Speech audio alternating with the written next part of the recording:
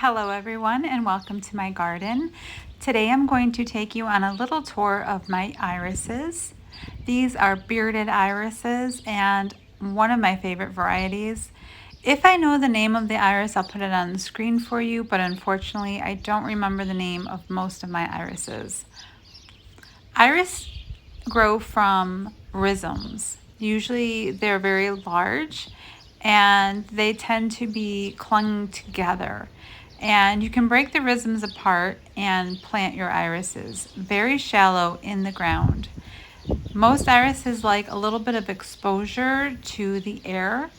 They tend to rot very easily if they're planted too deeply into the ground where they stay too damp or moist. Irises are a very hardy plant and they can handle the winters and need that long winter rest time to produce their flowers come mid to late next spring. Their hardiness zones tend to range between 5 and 9.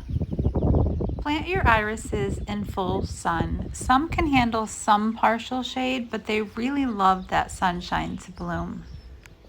Irises grow and multiply quickly. The rhizomes spread throughout the ground and are easy to share among friends. They should be divided about every 3 years. So get into those clumps and make sure they have plenty of space and spread them through your garden. This will help keep diseases under control and your irises much healthier and happier.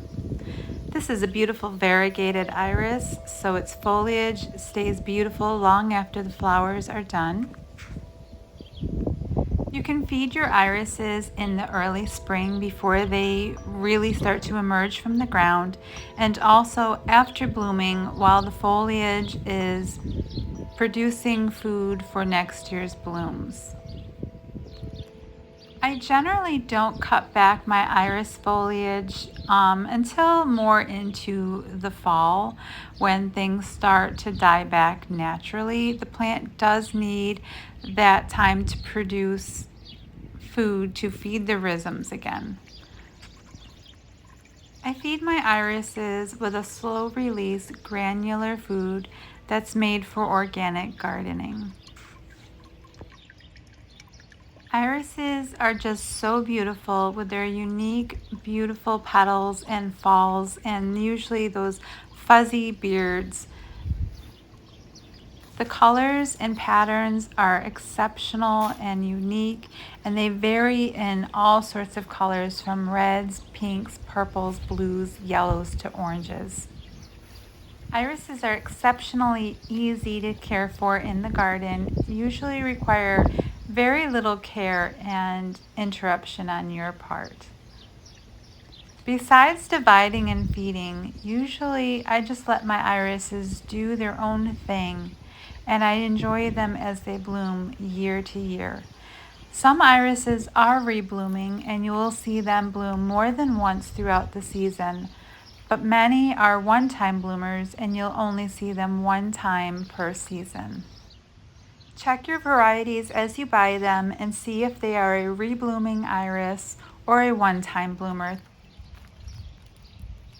Irises are exceptional for cutting gardens because they have such long, strong stems and they really do last well in a vase of water.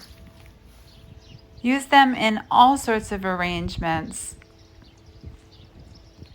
If you grow iris, you should be aware that the Louisiana iris, which is absolutely beautiful, is not hardy in the colder zones, and its range is only zone 6 through 9.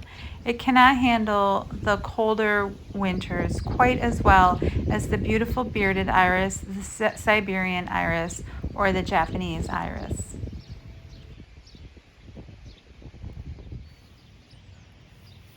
Some irises do prefer a wet or boggy area and do really wonderful in areas like ponds and other wet areas. This is the flag iris. This flag iris is at the end of my property where we get tons of drainage from the yard and all the water collects down here. So the flag iris is very happy sitting in this location with my beautiful variegated willow. I hope you enjoyed my little tour of my irises and that it encourages you to grow them, give them a try, or just extend a beautiful collection that you already have. I wish you an absolutely wonderful day. Thank you for watching. Bye.